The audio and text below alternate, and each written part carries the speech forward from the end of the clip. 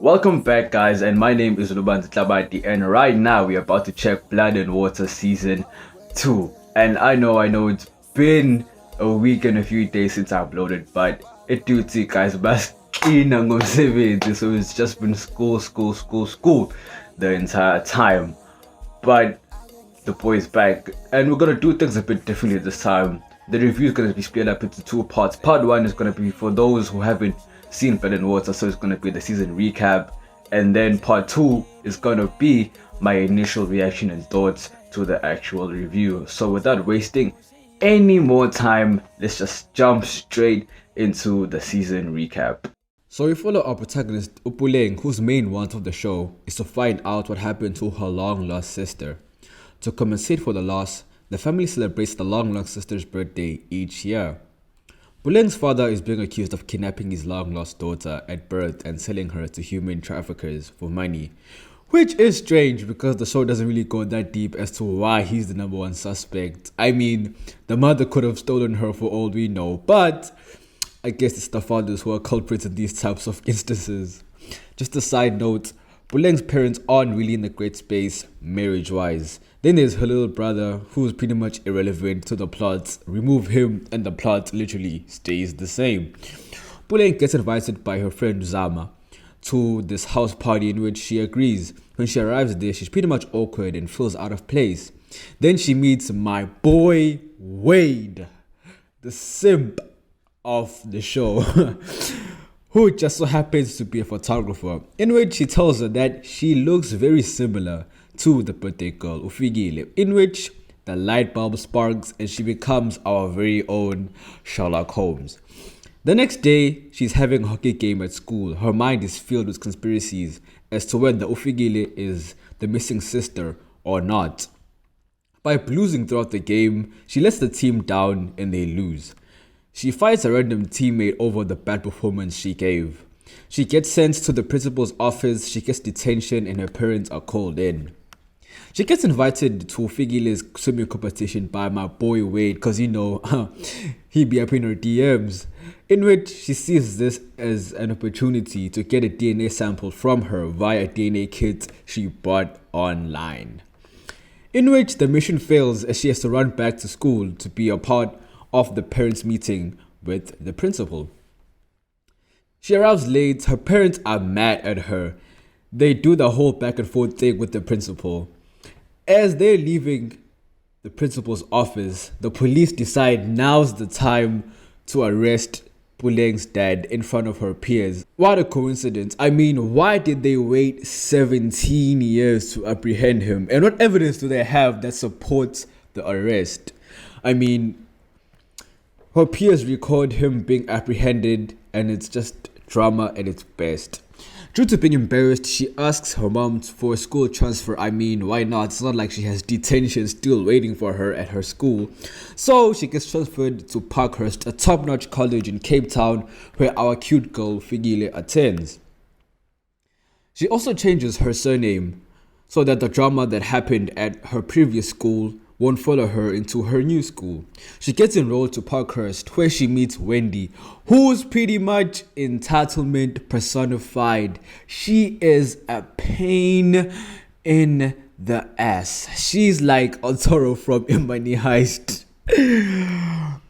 Wendy just so happens to be the school's newspaper editor, in which Buleng sees this as an opportunity to get to know Figile, as she just so happens to be running for head girl.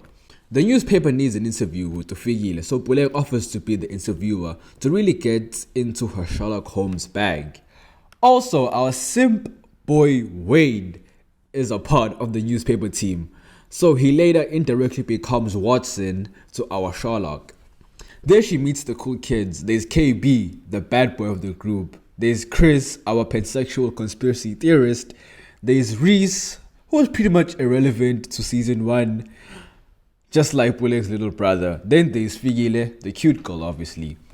Buleng interviews Figile on why he should make a really great head girl.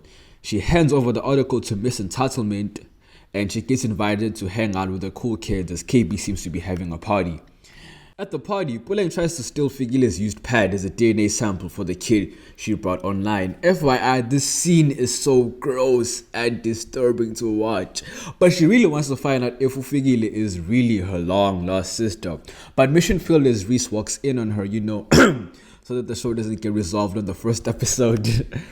Meanwhile, Miss Entitlement herself decides to change Puleng's article because she hates Ofigile, as she feels that Figile is using her parents' status to get whatever she wants. I mean, what a hypocrite. I'll get to the hypocrisy part later on. Our Sherlock Holmes uses her top level IQ and figures out that Figile is having an affair with her swimming coach. She later sneaks into where the school keeps all the students' personal records, but Wade walks in on her for no apparent reason, stopping her from resolving the show in the first episode. The principal walks in on them, but Wade manages to smooth talk her, since she just so happens to be Wade's mom. As a return in favor, Wade wants to know what she's really planning, and then in there, she tells him that she really believes that Figile might be her long-lost sister. Bad boy KB takes Puleng to go steal the school's food for whatever reason, and they talk about typical flirty stuff, and from that moment we know that who she's really most likely gonna pick between our simp boy Wade and the bad boy KB. Figile's head girl campaign gets ruined by Miss Entitlement, but Puleng catches the blame because she wrote the article. Figile and Puleng now have beef. Later, Chris finds out Puleng's real identity via his girlfriend Uzama, Puleng's friend. She starts planting conspiracy theories in Figile's mind, telling her that Puleng planned to sabotage her reputation from the get-go. Puleng's at home contemplating how much she messed up, and our boy Wade pays her an unexpected visit through the window like how Jacob did Bella in Twilight. Everything. Look. Yeah, I've seen that. Is a name? Must be Jaka. I don't know. But if we can find whoever this is and talk to them, they might have the answers you're looking for. He makes her feel better, giving her glimpses of hope, and then the guy leaves like, damn, Umchita, bro, like, come on. Dude, just make your move already before it's too late. Chris plus his side chick, or should I say side nigga or side dude, who's quite forgettable in this plot honestly, and Ufigile, make a plan to reveal Puleng's true identity by showing the video of Puleng's father being apprehended at her old school. Instead of posting it in like WhatsApp groups and let high school gossip takes its course, they gain access to Wendy's computer at school by bribing the school's cleaner, and Chris posted via her Facebook to be on some anonymous shit to frame Wendy for cyberbullying.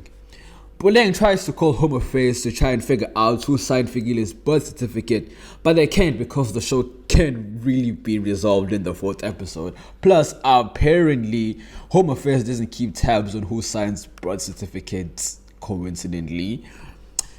Our boy Wade shows Figile the video and she's devastated. I love how the comments are basically cancelling her when I'm pretty sure 97% of the people commenting do not know who the fuck she is.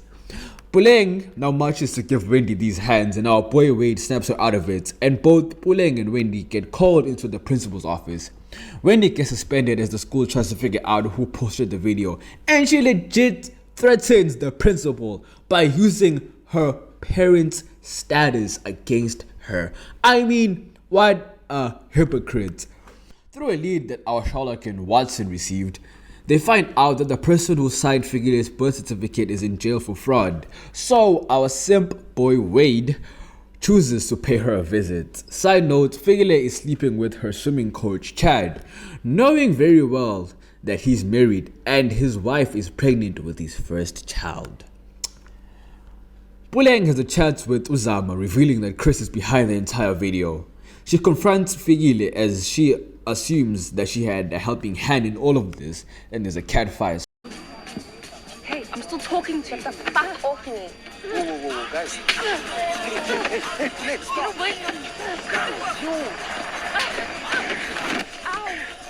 Chad, out of nowhere, breaks up the fight and sends them both to the principal's office, in which their parents are pulled in. Puleng's father tells Figile's parents about the whole human trafficking scandal.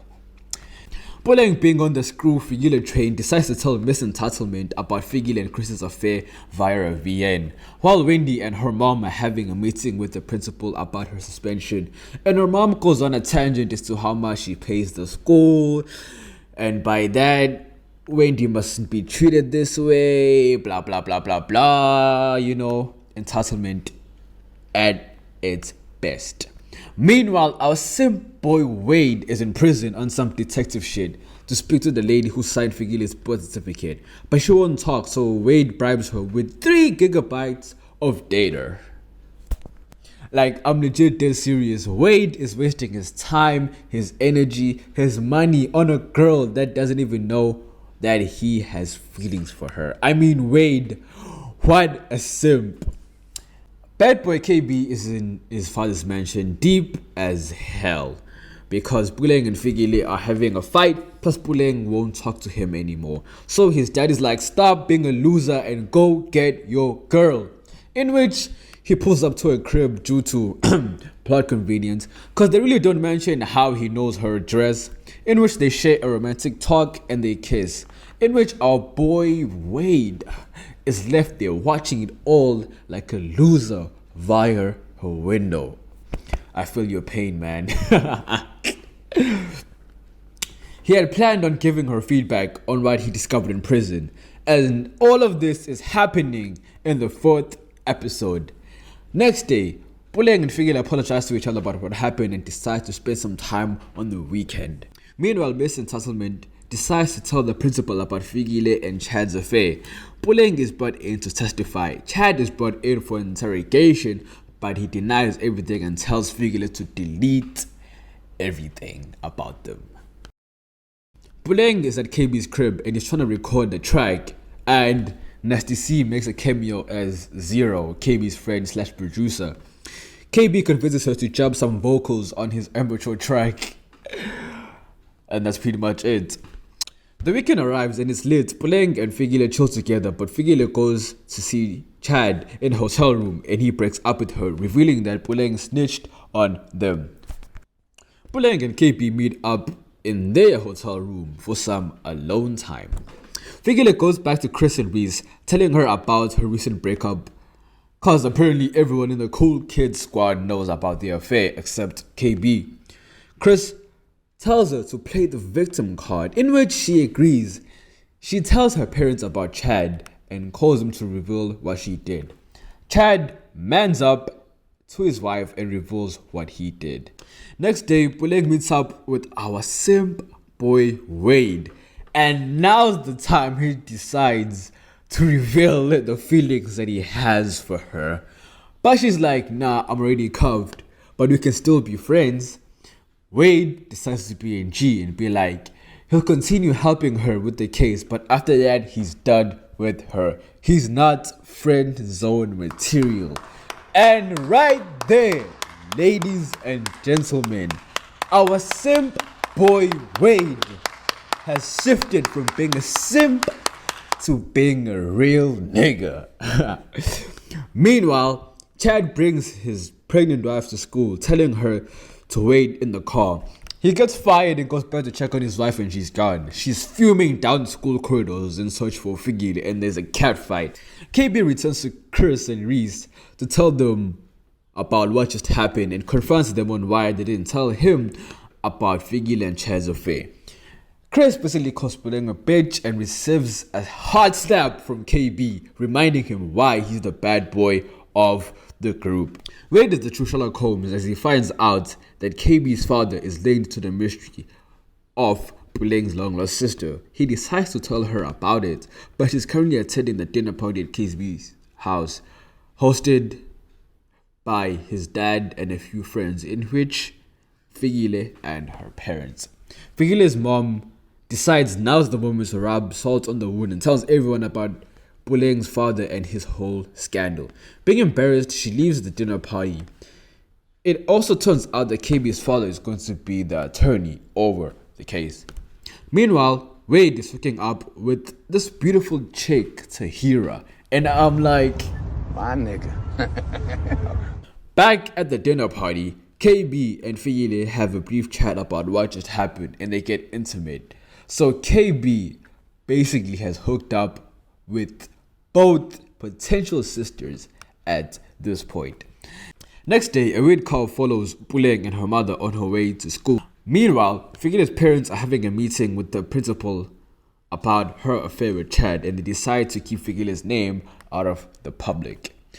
Miss Entitlement finds out what happened and gets mad and decides to tell a random news crew about everything. As this is happening, KB and Puleng decide to break into the school to skate there.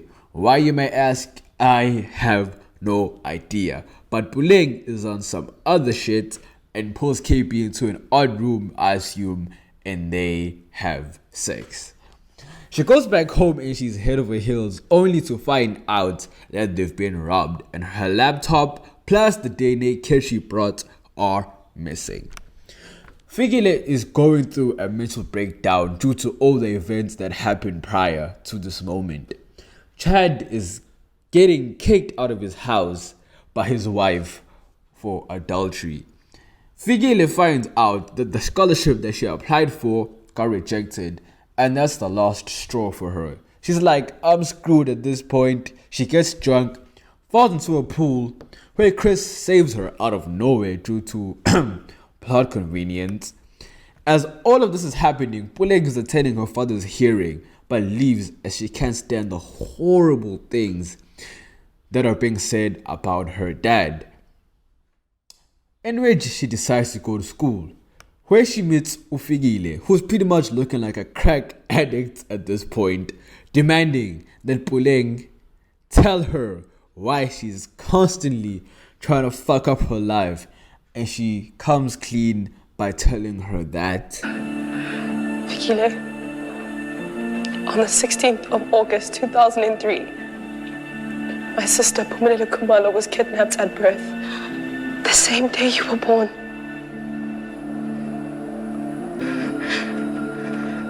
I believe your real name is Pumela Kumalo. My sister.